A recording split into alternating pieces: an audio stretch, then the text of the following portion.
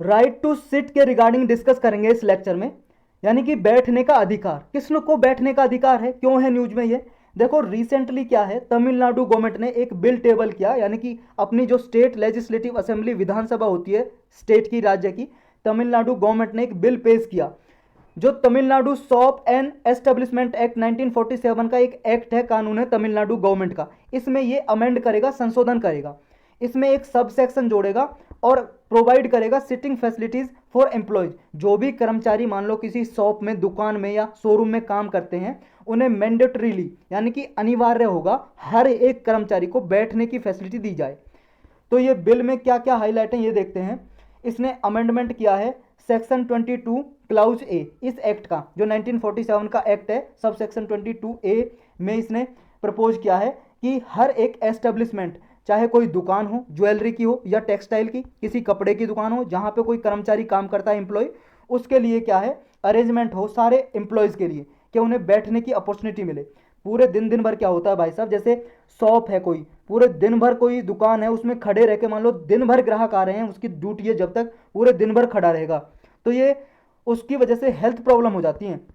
तो इस बिल की क्या जरूरत थी, क्योंकि जब पूरी अपनी through out there duty time वो खड़े रहते हैं, इसकी वजह से पर्सन को हेल्थ इशू हो जाते हैं, घुटनों में दर्द होना शुरू हो जाता है जल्दी से, उम्र से पहले ही। तो ये सारी परेशानी जो प्रॉब्लम होती है, इनसे बचने के लिए ये बिल लाया गया है। तो इसका सिग्निफिकेंस ये होगा, अब हजारों जो एम्प्लॉयज़ हैं, थाउजेंड्स ऑफ एम्प्लॉय कर्मचारी को फायदा होगा लार्ज और स्मॉल एस्टेब्लिशमेंट में जो काम करते हैं, मतलब छोटी बड़ी दुकान में जो काम करते हैं, मान लो टेक्सटाइल की तो कोई शोरूम है या ज्वेलरी का कोई शोरूम है, उसमें जो काम करते हैं उन्हें भाई साहब बैठने की फैसिलिटी मिलेगी, आराम करने की फैसिलिटी मिलेगी। मान लो लंच टाइम है, उन्हें मान लो रेस्ट करना है, तो रेस्ट करने के लिए उनके लिए बैठने की फैसिलिटी उपलब्ध हो। नेक्स्ट है कि सिमिलर लेजिस्लेशन ऐसा कहीं और भी है क्या?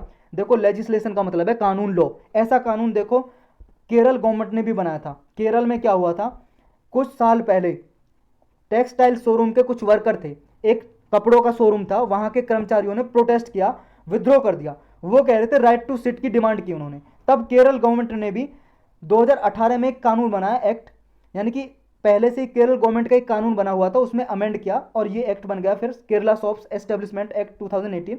और इसके जरिए केरल ने सिटिंग अरेंजमेंट प्रोवाइड किया वहां के कर्मचारियों के लिए। तो तमिलनाडु पहला स्टेट नहीं है, पहले केरल भी कर चुका है ये काम, तो स्टेटमेंट में ऐसे दे देगा यूपीएससी, पहला स्टेट तमिलनाडु है क्या, गलत हो जाएगा।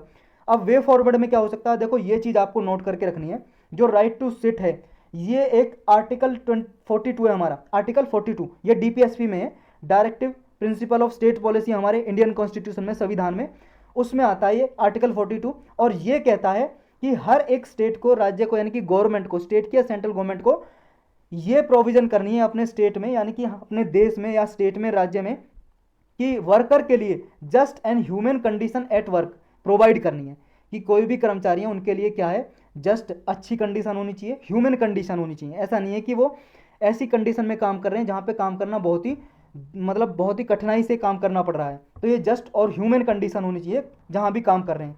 इसलिए देखो पार्लियामेंट को भी क्या है, पूरे पैन इंडिया बेसिस पे, यानी कि ऑल इंडिया के लिए एक ऐसा कानून बनाना चाहिए कि राइट टू सिट हर एक कर्मचारी को उपलब्ध हो। ये तो देखो स्टेट ने बनाया केरल तमिलनाडु, और केरल और तमिलनाडु में लागू होंगे, पूरे हमारी कंट्री में तो लागू नहीं होंगे। तो पार्लियामेंट को भी एक स्टेट ऐसा, मतलब पूरे राज्यों में, स्टेट्स में लागू हो, पूरी कंट्री में ऐसा राइट टू सिट उनको उपलब्ध हो एम्प्लॉय के लिए, ऐसा कानून लाना चाहिए। तो यही था बस इसमें